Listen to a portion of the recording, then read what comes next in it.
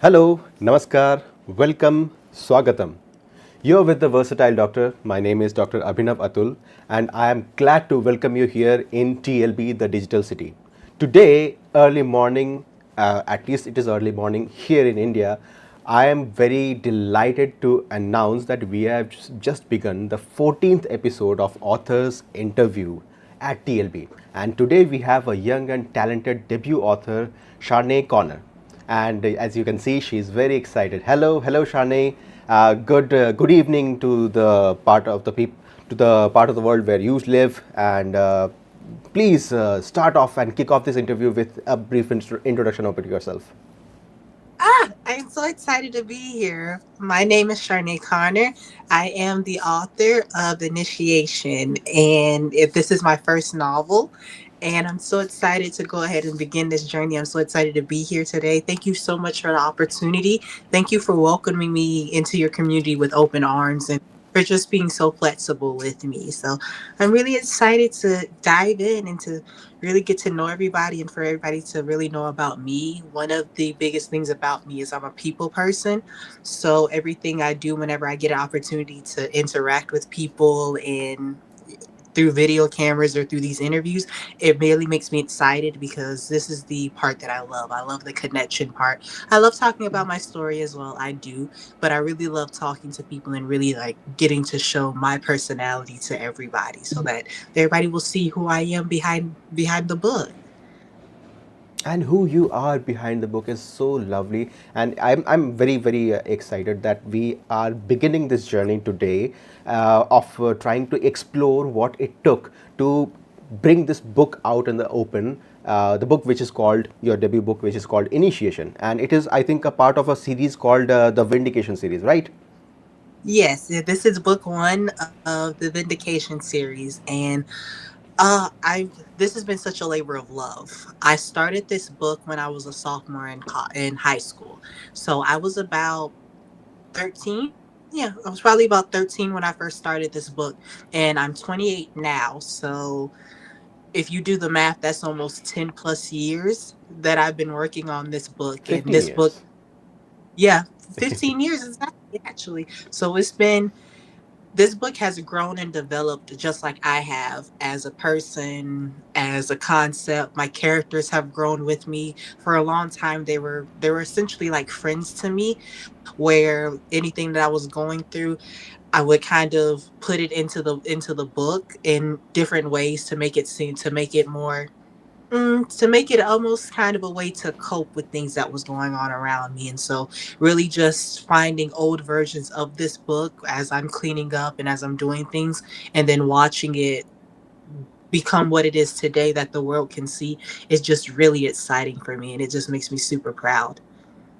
It's amazing that a book, a simple book that is around 300 pages long, and it took 15 years for you to perfect, for you to bring it to the position which it is it now. And I first of all, congratulations on the publication of your book, and congratulations that you have started and reached this level at your journey. And see, publishing a book is a big deal. Tell me how you felt when when you held the first printed copy of the book in your hand. I cried. I did cry. I had videotaped it because I had been waiting. Everything that could have gone wrong when I was publishing it went wrong. So it was at first it would be accepted by the system that we were using. So we really got to like the deadline. The book was released on July 9th. The book didn't actually it was approved like on July 7th or July 6th or maybe even the 5th. So it was about 3 days before the book was actually set to go live.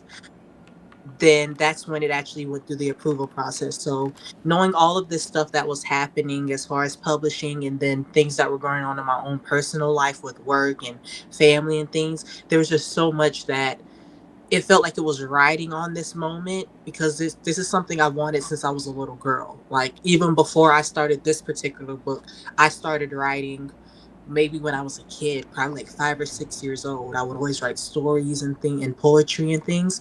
So for me, it was just so it was emotional, and all I could do was cry because I thought about where I came from. Like, who I am now at 28 is not who I was when I was 13 and I first started writing this book. I've lived a lot of life. I've gone through a lot of things.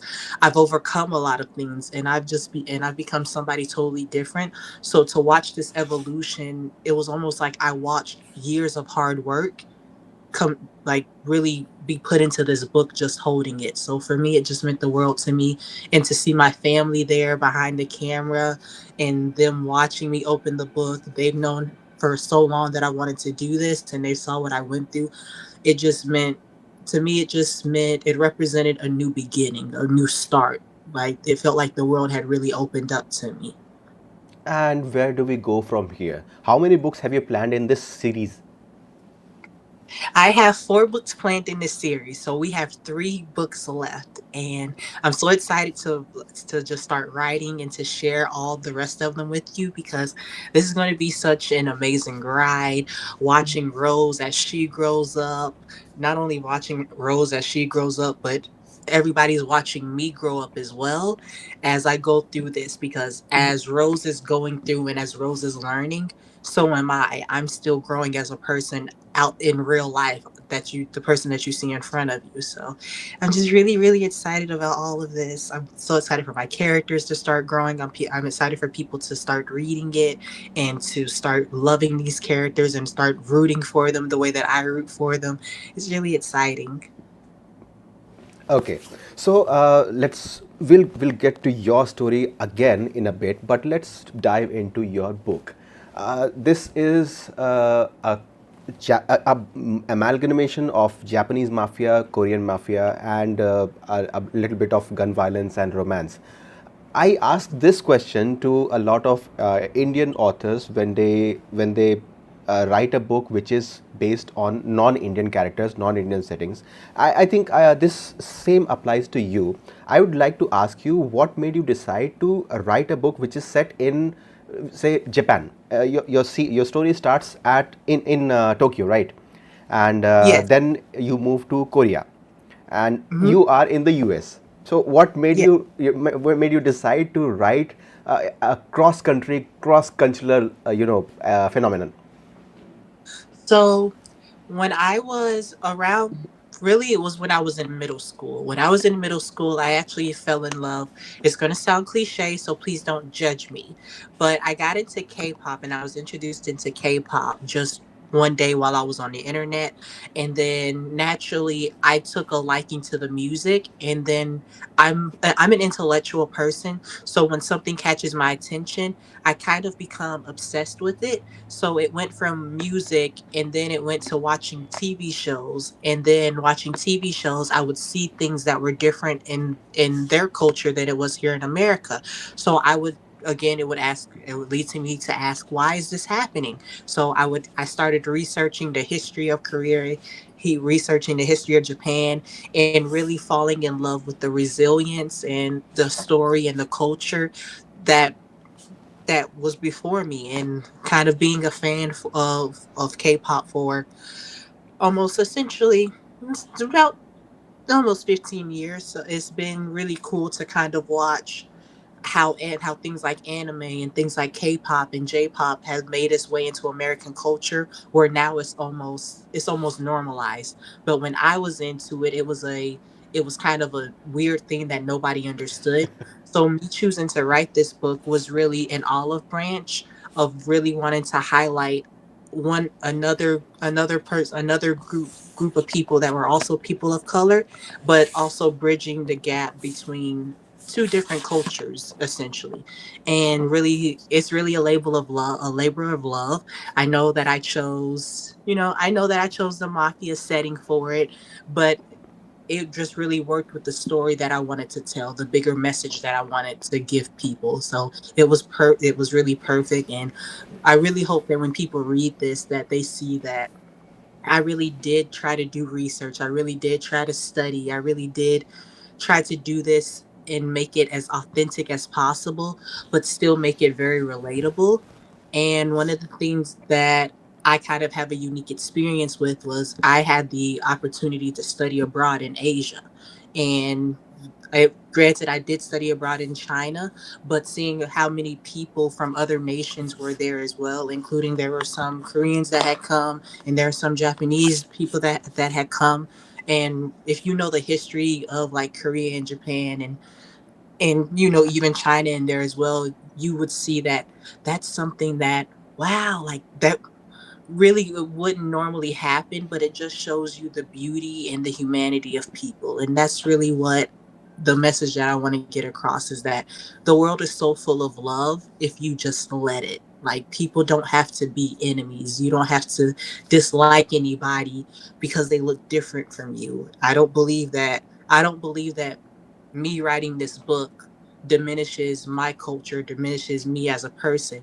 All it does is just adds love. And that's how I kind of see it, and that's what really fueled this book for me. Yeah, it's so touching that while you're talking about a book, a novel, and the the underlying motivation is a message of love, not only cross cultural and cross country, but people people of different nationalities, different thoughts, different cultures, they can come together. And this community, the readers community, when we read a book, we don't see that this book is from somewhere else and this person is from somewhere else. We just want to enjoy, to bring something else into our lives that is aside from what our regular life is.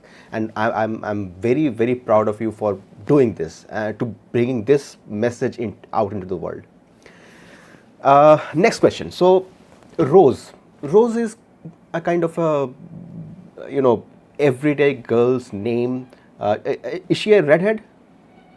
So in the book, yes, she is a redhead. She dyed her hair red. So I just love Rose. I love talking about Rose. I'm so excited for people to meet Rose and for people to continue to get to know Rose just like I know her and how much I love her. So Rose, yes, it's a very typical name. She was that's her alias. It's not her real name, but it's the name that she goes by in the Yakuza. That's kind of like her assassin name. But that's the name that she's gone by for years. Like, it's ingrained into who she is. And there's a saying where every rose has its thorn, and that's kind of it's yes, is it kind of cliche, but the way that it really reflects who she is as a person and as where we see her in initiation, it really is perfect. Yeah, it's cliche for a reason. Yes, because it happens so often, and it's good. It's good. See, I have not read the entire book, but only the sample which is available on Amazon. And again, I'm so sad that your book is not available on Kindle yet. So I actually just found out, and I'm very happy we brought this up. So it's actually on Barnes and Noble. I found out today that I do have a link for Barnes and Noble, so it is available in on ebook. We're just waiting for Amazon to go. So I do have a link. If I don't know if you guys have access to Barnes and Noble, but I do have an ebook link for it, which is good. Of course, it is good, and well, I have never read an ebook on Barnes and Noble, but I would be waiting for you to share the link with the TLB, the Digital City. And okay, as soon as it comes out on Amazon, I'm going to go for it. But what were we talking about? We were talking about Rose. So, Yes. just a small question which may be termed as a spoiler, but what is the age difference between Rose and Code, or is it Cody? What is his name? Code, so it's Code. So the age, they're about 5 years. So Rose is in her mid 20s, and Code is in his 30s. So it's not that bad of an age difference. It's not that bad, but he's had a large part in her life, and especially in her training and her becoming the assassin for the Yakuza. He had a large part in that, and Code is going to play a big role. So everybody just wait on Code. You guys are going to learn some things about Code in the next coming book. So I'm very excited. he does seem like an interesting character from the first few chapters that I've read. And then, how much of this book is just mafia, and how much of this is actually nuanced emotional romance? Um, so I would say, mm, I would say about 30% of the mafia yakuza things are very important, but the other 70%, it that's really important is really the emotional growth that we're going to see Rose go through, and the connection that she has with Jaehyun. So that is what those are really that's really important, because this is how you watch her grow. This is where I tackle a lot of things throughout her thought process and through conversations with Jay. This is how we tackle conversations like mental health. This is how we tackle conversations like, what does it mean? Who are you? What is your identity? What makes you you? What makes a family? A lot of these things come out just through her own inner monologue and through conversations with Jay, because he's the person that she has the most. Of course, she has the most connection with him out of everybody in the book. Yeah, this book, this entire story is all about journey from the beginning to some part in her life, in Rose's life, in every character's life, that shows a kind of development. And that is what the title, shows initiation. That means the beginning of something. Yeah. How did you land on this title? So the book has had a lot of different names over the past 15 years. So I really was looking for something that I wanted it to be kind of a nuanced way of saying, like, okay, this is the start of something. But then as you get further along into the book, you actually do see where that initiation actually begins, or where it actually starts. So I wanted to have it be kind of a play on words. And as I was sitting there thinking, I kept thinking about initiation, and then it using that word, it led me to all the other book titles that we're going to see. Every book title that comes forward, if you look up the definition of it, it's going to have some type of theme that's happening in the book, of what's going on, of what she's internally struggling with. And the reason I chose to do it in that manner is because I'm such an analytical person. I like to take things, I like to think about things, and I love reading books, and I love reading poetry that makes you think. I think it's just the scholar in me, where you take something, you look at it, and it's like, yes, a story is happening, but what's happening deeper within it? What does this mean? What are we looking for? What emotions are trying to be conveyed here? So it's almost kind of like an allegory, but not really an allegory. But that's the word that I use a lot to kind of explain what I'm doing here with this book series. So it's an another level of mystery added into the title of the book, right? Yeah. So Mhm. before we move forward, let me just cite a few of the comments that we are having. Ankita says we are excited to have you, author Charnaye, and then she also said that she loved interacting with you when you were the author of the week at TLB, the Digital City. They loved interacting with you, and you are actually a people person. That much we can attest for, because in TLB, the digital City, an author becomes an author of the week, and for the entire week there are activities planned, and you aced those activities, you owned those activities. You were not just a silent spectator and letting the people interact and think about you and talk about you and ask questions and everything. You took part in the interactions, you took part in the challenges, in the complete communication, and it's a very very very good quality that you have, and never lose it. Wait, don't go away.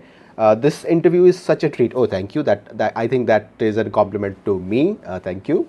Okay, I love the character, especially the two girls who were called the same. Okay, this I am not aware of. There's Sonia who says there are two characters who have the same name. Are there? So I know what she's talking about.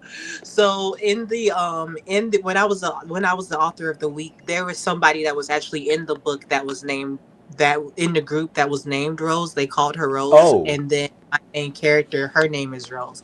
But the two female characters she's talking about is Rose and Arson. So that's what she's hinting. As we were going through the week, she really loved talking to Rose, and she really loved talking about Arson as well, which is great because I also love Arson. So I'm happy that people love both of my female characters. That means the world to me. oh, and there is Yumi. Yumna, she's so beautiful. She's talking about you. And we are excited for you too. Why am I smiling? Why am I smiling so much? Her smile is okay. Your smile is infectious. That is what Yumna says, and she's smiling so much, looking at you smile. That's amazing. Thank So you. you are actually creating waves in the community in the chat room. Before we go forward, with your permission, I'd like to read out the dedication that you have written in the book. Yes. So this book starts with a book called Initiation. It starts with your dedication. Thank you, God, for this opportunity and for this gift. This book is dedicated to my mother, Denise, who always believed in me and supported me, the rest of my family, Pop, Rocky, and Diamond, who listened to me tell this story verbally, and to anyone out there who hasn't seen their dreams come true yet. Hang in there. This is a sweet sentiment, and it's great. Tell us about your family, how their support has led you to this moment. Oh man, my family. My family, we've been through a lot together. So when I first came up with this idea, and I kind of tell this story simply just like to let people know that essentially where you are, where something happens, you don't have to stay there. I wrote this book. My family, we weren't in the best of position. We weren't in the best position financially. We were staying with some family friends at the time, and I was sleeping on the floor, and I was actually writing this all of this book out on the floor. And I started to come up with the entire idea for the book within like a week's time. And I started telling my mom about the book, and she was like, and she would nod and she would just listen. But as I started writing the book and as it started to kind of flow together, like the earlier versions of it, like my family would sit there. Diamond and Rocky, they're my younger sisters. I'm the oldest of three girls, and nobody could tell me any different. Like I have the prettiest sisters in the world. Like they are so cute to me. They are so beautiful. Couldn't tell me anything else in the world. No disrespect to anybody else's younger siblings, but I feel like I have the prettiest ones. But they've listened to me tell this story so many times, and even sitting on Diamond's bed, being worried and being afraid that maybe this would never happen. My family never tried to stop me from dreaming. My mother, she never tried to like keep me from writing. My mother always told me that, hey, this is the gift that you were given. This is how you express yourself. So keep writing. You never know where it could lead to. Even when I had other dreams when I was younger, I went from wanting to be a musician to wanting to be a veterinarian. Then I wanted to be a diplomat. Then I wanted to be president. So all of these dreams that I always had the dream that one day I'm going to be an author. One day some people are going to read my books and it's going to help people. So the reason why I put there in the dedication of really saying like, hey, if you haven't seen your dreams come true yet, just hang in there, is because it took me 15 years, but it happened. Life is still actively happening to me. Life isn't perfect or grand right now, but the fact that I can sit here and say, I released a book, I published a book, I'm doing author interviews, telling people about my life, telling people about how much all of this means to me and how much the support means to me. It's really special to me because dreams really do come true. Even in small little steps, they still come true. So don't give up on your dreams. Continue to follow them. Continue to follow your heart. Keep going, keep praying, keep fasting. For me, my faith means a lot to me, and believing in God and praying, a lot of that has gotten me through a lot of my life. And I remember one day I sat as I was praying, I was like, there would never be a day that I wouldn't get on an interview or go somewhere and not tell people how much God has really influenced my life, and how good God has been, and how far he's brought me and how far he continues to bring me. So that's why I put that in the dedication too, of first of all saying, hey God, thank you. Like, like it didn't have to happen, but it happened. Faith and family. So those are the pillars that have held you up for so long, and they continue to support you. And I'm pretty sure that through the years, as your other books come, you will reach new heights, and you will write new books, you'll meet new people, you'll create a legacy, and everybody else who is looking at this interview, who is looking at your work, who is looking at you for support, for inspiration, will be inspired and will be lucky to have known you. That's a very great sentiment. uh, That means well, uh, you talked about girl power. You have two very strong female characters in your book. Now, this is something uh, right now in the literary world. Almost all genres of fiction have this tendency to, oversimplify the female protagonist. Like, yes, badass female character, badass, she can do anything that she wants. What is your take on for the lack of a better term, for the feminism surrounding your female characters? so. My take in one thing that I love about women are we can be multifaceted. And I feel like sometimes in society, people will try to simplify women until you can either be the soft, innocent, sweet type of person, or if you're assertive, or if you're fierce, or if you're anything like bold, outspoken, things like that, people would associate a woman like that with being difficult or hard to deal with.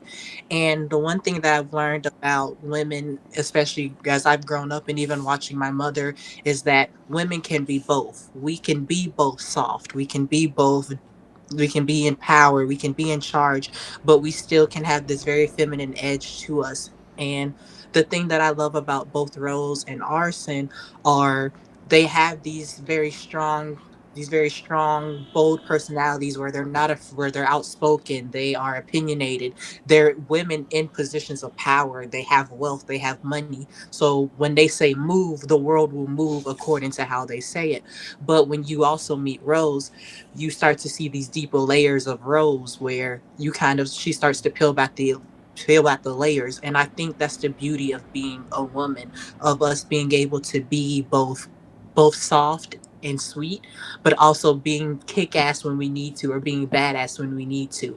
Like women can be protectors. When it comes to Rose, she's very protective over Jay. She's very protective of what is valuable to her. She has no problem defending herself, defending her honor, defending, her pride. And Arson is the same exact way. And so I've loved these characters, and I really wish the world would stop trying to just make one type of character. Like, don't make women just the soft, sweet, innocent person, or just the hard and badass type of person. There's a way that you can do both. And I feel like this is something that even in my own personal life I'm learning. So as Rose is learning this, I've been learning it too along the way. Yeah, this is something that many people just simplify. That women are either hot and sexy and just there for the for the fun, or they're just too badass, like Sarah Connor. Your name actually, when I read your name for the first time when we were discussing about your interview, your name is very similar to Sarah Connor. You know that Terminator, from Terminator. And so Yeah. so women have layers. That's the bottom line. Women have layers, and to be a woman and to make a character who is as layered as you are, and as layered as a woman can be, is going to be a challenge to put out into the world, because the world has a kind, you can say, goggles, woman goggles, the fictional woman goggles. They see women in a certain kind of way. So in just one or two lines, what message would you like to give other authors, other aspiring authors who are struggling to write women the way they want to write, in the fear that the people might not like that? In simple words, do it. Do it. That's Like, that's amazing. That's amazing. yeah, it sounds so simple, but just do it. Nothing, the world doesn't change by us sitting back and being quiet or shrinking back. That's not how the world changes. The world needs your voice. The world needs your unique experiences. So just do it. That's simple as that. Yes, whatever. So it's not a cliche. It's like uh, this is what the world boils down to. If you are true to yourself, if you want something and you don't do it, you are actually cheating yourself. If you have something in your mind, put it out forward and let's see what happens, right? Okay. Exactly. Yeah, yeah. You were saying something. But no, I was saying exactly. You never know what happens. Take the chance. Take the leap of faith. One more comment. Yumna is again saying, "We'll always be proud of you, Charnaye." Great. Okay, now we are moving to the final few minutes of the interview, and I would like to ask a few more sensitive questions, so to speak. In this book, how much of a sensual romance can we expect, or is it Um, just a very superficial and seeing watching romance from a distance? yeah, it's very superficial. I didn't want that to be kind of the focus of it. It's very minimal. You know that they're together. There may be hints at it, but you would never see anything like that. You won't see it. Okay, there is one more comment. I agree. We need both characteristics in female leads that we were talking about, the hardcore and the soft protector. Was it hard for you to pen down Rose as she is a mirror of your journey? That's a question. Ah, it wasn't difficult when I was doing it because I think what was difficult was when I started to address real topics that I personally started to go through, like feelings of rejection. That one was that was a sensitive, like, kind of scene for me to write as she's talking to Jay, because of just kind of it kind of made me realize still of how much work I need to do internally and how much work I'm continuing to do when you start talking about real life things. So I found this delicate balance of being authentic and being and kind of purging my way through certain feelings, but also being extremely authentic and saying that, hey, this happened. And even though I didn't come out and say it in the book that it was happening to me, but knowing that this is something that she's feeling and even processing it for her is kind of the same thought process that I went through and that I continue to go through with certain things. So I found a delicate balance between doing it. There were some moments that I had to put the pencil and kind of step away from a moment, kind of take some time to myself to try to figure out what it was or where it was coming from. Um, but it was kind of hard, but yet kind of easy at the same time. Many people just go on with their lives and never think that their life would be any different from another million or billion people. But you have led a life which has so much of drama, so much of struggle, so much of spice in it, that you have gone ahead and published a book around it, and that is great. uh, Knowing what you know right now about the publishing process and the publishing industry, and how people react to you as a person and you as an author, would you do anything differently once you finish your second book? I think what I would do, I'm learning time management because I do work full time. So time management was always something that I've kind of struggled with back and forth between working and then being tired and actually writing. So I would definitely say I would handle my time management a little bit differently. I would definitely do a planner. Definitely keeping a planner next time to keep track and to set goals for myself. So I would definitely do those two things differently, and taking everything that I know now and figuring out like what marketing strategies works. I'm still learning social media and how to market on social media, but I would definitely like start doing things like this, like more interviews and things like that, ahead of time when my book is about to come out, since now my name is actually out there and the book is out there. So those were things that I would do differently, but being authentic through the process and letting myself feel the emotions and the waves, I wouldn't change anything about that. So no changes in the content, right? I Yeah, mean, no the way changes. that you write, the way that you create your character, the way that you weave your story, that is not going to change. Only the process, how you bring the book to the people, that is going to change, and that's good. One more question: do you feel like moving to a different genre when you? I mean, after you are finished, after you are done with the Vindication, quadrilogy, do you think about writing in another genre, like epic fiction? Oh, sorry, epic fantasy, or anything? It's actually funny that you said that. I have been thinking about revisiting a story that I started back in middle school. So there was a story that I wrote before this one, but it never really took off anywhere. But I've been thinking about revisiting that one, and that one is more fantasy. It deals with powers and magic and things. So I've thought about revisiting that one, but I also have a new idea of kind of like a dystopian society. Of course, it's going to be based in women, because I love women and love. So I have two ideas that I kind of want to branch into and just kind of explore and see what I can do with those. All the best in that. I'm sure when you write fantasy, it's going to be as great as your mafia romance.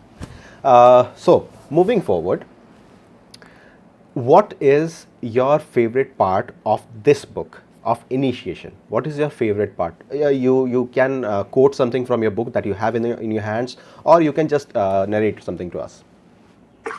My favorite, I'm actually going to give you my one of my favorite quotes that I've wrote, and it's not just a favorite quote in the book. It's one of my favorite quotes kind of in life. So let me find it, because I really, really, really just it really means a lot to me, especially like the first time it was ever said to me. It kind of really just stuck with me. Let me find it. Okay, so this is just one of them. So this is the quote that I'm reading here is a quote that Jay is saying to Rose, and I hope it comes across when I read it. I'm really hoping that one day you'll get to see yourself that way too. You aren't what someone did to you. You aren't your past. You can be something different if that's what you want. And I really hope that you realize that. I can't do it for you, but I'll be here every step of the way until you do. This is quite nice. This is quite nice. You really are not your past. Yes, your past creates your present version, but you are not defined. What is the one thing in your real life that defines you? I would say that I have had multiple moments that have defined me as a person. And but the most recent one I would say is when I moved to Virginia in 2020. When the pandemic had just started here in America, the pandemic just started. I lost everything, and I was pretty much starting over. And it was kind of, it's now that I look back on it, maybe it was a little dramatic, but it was how I felt at the time. I felt like I failed. I genuinely felt like a failure. I was 20. I was in my mid 20s, coming back home to live to essentially start over, to live with my parents again. But now that I'm a couple of years removed from it, I can see how much that time meant to me, how much that starting over period really was the catalyst for me to take off and to really grow.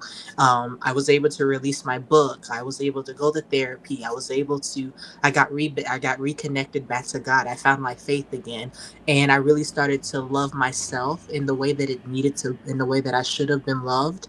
And I really stopped looking for it in other people and really found it within myself and really found it with God. So to me, it means that's my defining moment there.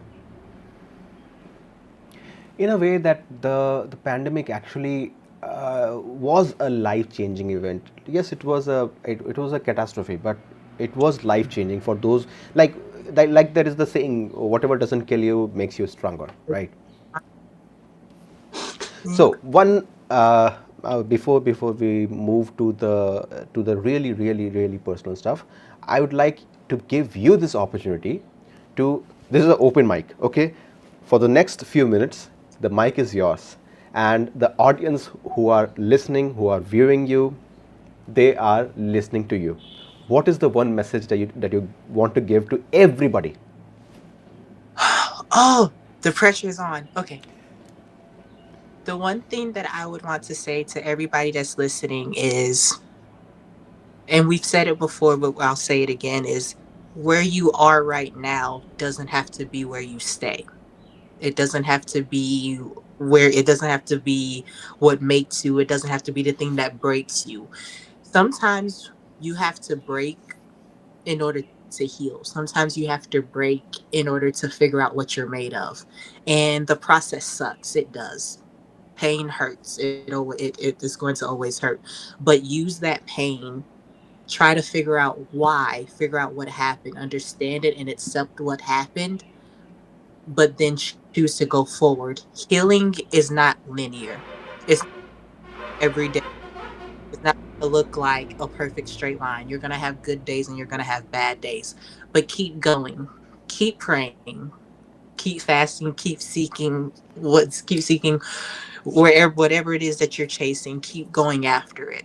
Don't be afraid to be yourself. Some people might not understand it. They might not get it. They might be trying to figure it out, but it's not for them to figure it out. It's for you to figure out. It's you and your whatever your religion is or whatever it is that you do. Just be happy and be content with yourself. Accept where you are. Love yourself before anybody else will love you, and the rest will fall into place. That's what that's what I would say to people. Just know that you're loved as well. I would say know that you are loved. There are people who love you and accept you for who you are. That's a beautiful sentiment. Thank you for that. In the entire world, what will be your favorite destination to just go, chill, relax, and write anywhere in the world? Uh, Anywhere in the world, I would say the Maldives.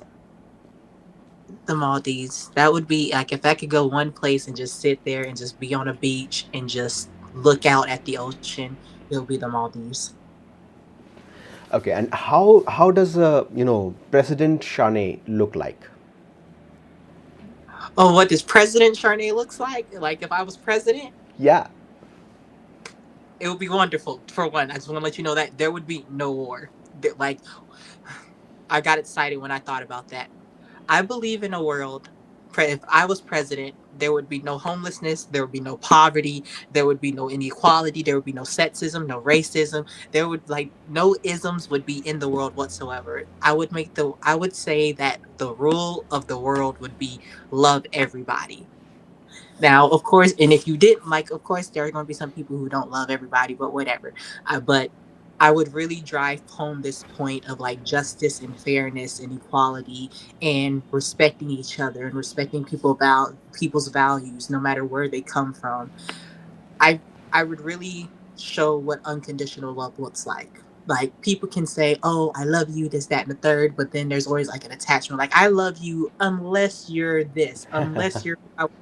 Conditions I applied. would yeah, like I would really show what unconditional love looks like. I don't care what you look like, where you come from, what you do, whether you agree with me, on a religious standpoint or anything like that. I just want you to be okay because you're human, because above all else, I'm called to love you. No matter what it is, I'm called to love you.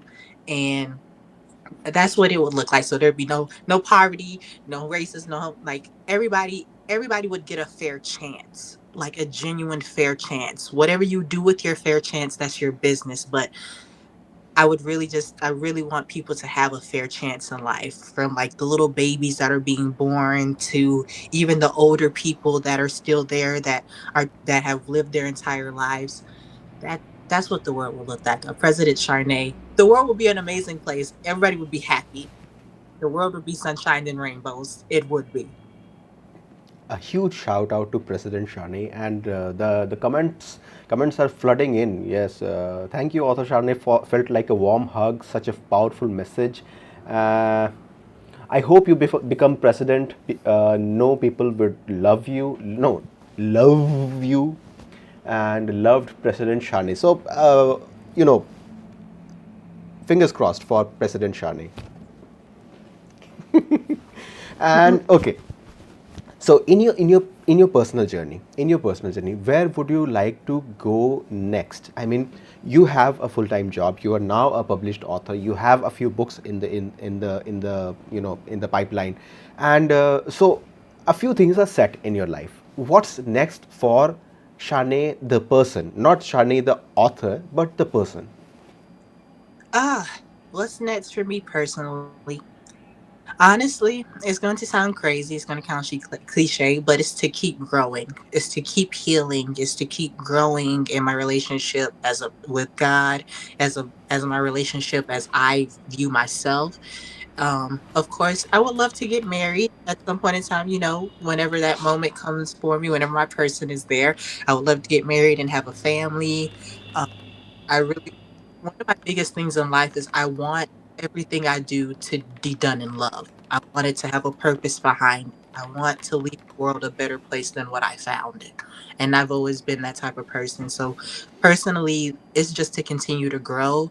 It's to continue to become a better version of myself. Hopefully cross my fingers that I meet my person one day and I get married. Continue to grow with God, continue to become the person that I've always envisioned myself to be when I was a little girl. But maybe even be better than that. But really is to just keep going and to just keep loving people and keep spreading joy when I can and make people happy. And you do make people happy with just with your smile, with your genuineness. You uh, we have been interacting for close to 40 minutes now, and the authenticity that you bring to the table, like, it feels like you are not cheating yourself, you're not an uh, you're not a plastic person. You're not a person who just smiles for the people. And I'm so glad to have met you, and I'm so glad that we are having this interaction. But so we'll soon bring this interview to an end. We have a few comments here. So your thoughts are superb, Ankita says from TLB, and then there is, everyone is here loved. Love yourself before anybody else does. That is really true. People are loving your lines, and I do love the way that you expressed yourself without context. I mean, it's very easy to say that I have struggled, I have had this mishap in my life, and I have done this and I've done that. But to bring to stand there and say that love yourself, that is, and actually prove it, that is great. So it has been a lovely morning here and evening there, interacting with you, and I'm so grateful for TLB, the Digital City, for giving me this opportunity to have been interacting with a lovely human being called Charnaye Connor, even though her name sounds like Sarah Connor. So, Well, any thank you. final thoughts before we close? Oh, my final thoughts. This has been lovely. Again, I want to say thank you so much. Thank you for the opportunity. Thank you for all the love you guys have shown me during the Author of the Week. I really appreciate it. It means a lot to me. You guys are making my dream come true. And I'm not going to get emotional, I swear. But thank you for being a small part of making my dream come true. 12-year-old Charnaye, 13-year-old Charnaye is extremely happy. Every time I get to do things like this, my heart is full. I'm overjoyed because just to take time out and just listen to little old me talk about my book and talk about my life, and allow me to just give you guys just a few moments of like inspiration, or a few moments of like words of wisdom that I've learned over the course of my life. It just means a lot to me. So just thank you so much. Keep following me, keep watching me grow. My website is coming soon. I'll have a blog on there where every day you'll see me, and you'll kind of see me grow, and how I things that I've learned. You'll be going with me through my therapy journey, and everything that I learned, and just all the love that I hope I get to share with my community of people that follow me. I hope you know you're welcome in my community. I don't care who you are welcome in my community. Once it gets growing, once it gets active, you're welcome here. You have a place here. This Thank you guys so much. Like, I love you. Like, I love you guys.